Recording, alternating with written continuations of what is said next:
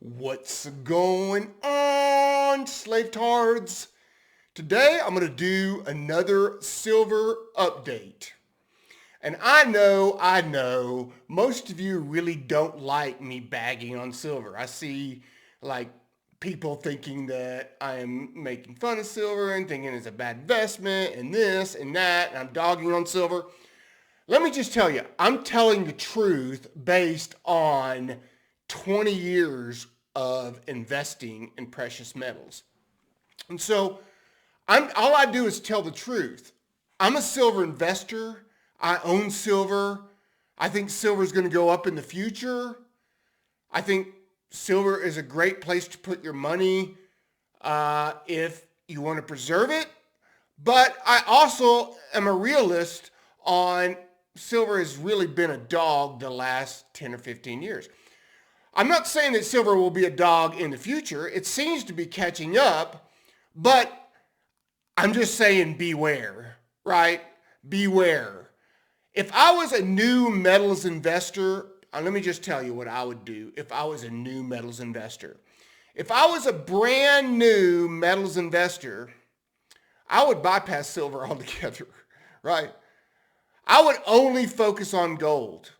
I wish that's what I had done, Like back in the day, I thought about that, right? I thought about after seeing silver crash from 50 down to 13 or 15 or whatever it got to in 2015, and gold held up better, I was just like, gold is the more stable investment. And it's also more likely to keep up with inflation. It's also been a monetary metal for 5,000 years. That's where I should have been. And I still believe that today.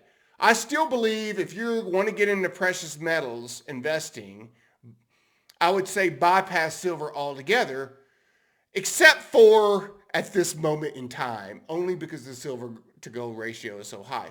But over time, if you look at the performance, gold has been in the better performing precious metals, so that's where you should have been.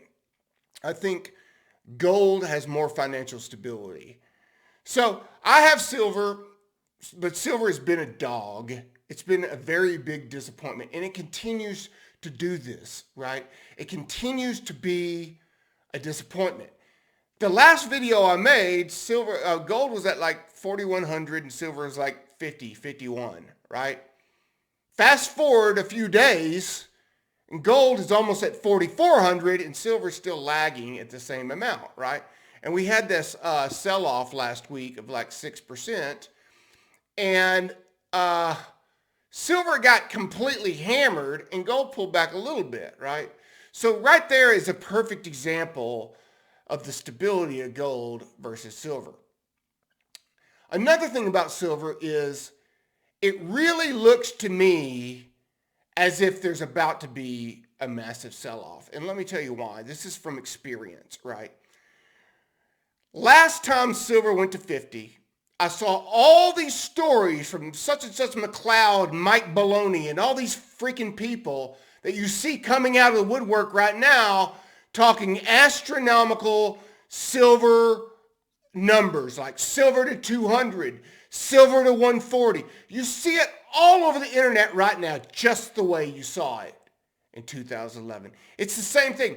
You also hear terms that you heard in 2011 right before silver got crushed, and that is terms like backwardation, right? All these silver channels will tell you backwardation. This is extremely bullish. Look, the price is higher now than it is in the future because that means everybody wants the metal now. I heard that last time right before it collapsed, right? And what does it mean that silver is more expensive now than in the future? Probably in the future it's going to be lower. That's probably the reason, right? I've heard all this stuff is not new. It's like the same game over and over again, right? And if you look at silver and the way it's reacting, if all these things, like the silver market is broken, it's about to go ballistic, they just guarantee $200 silver, all these things that you see on the internet over and over and over again. If you look at all the silver channels, They're all promising you all this stuff is going to happen. It's happened before and it didn't do this, right? Right? Like India's out of silver. The LBMA is out of silver. You know, Contagion, all these, you know, silver market is broken. There is no more physical. All these things that you've heard in the silver market before, they're saying now, while the price collapses 6% on Friday or whatever, right? And it's lagging gold by several percentage points and still at $51 and doesn't look that strong and looks like it's bumping up against the ceiling.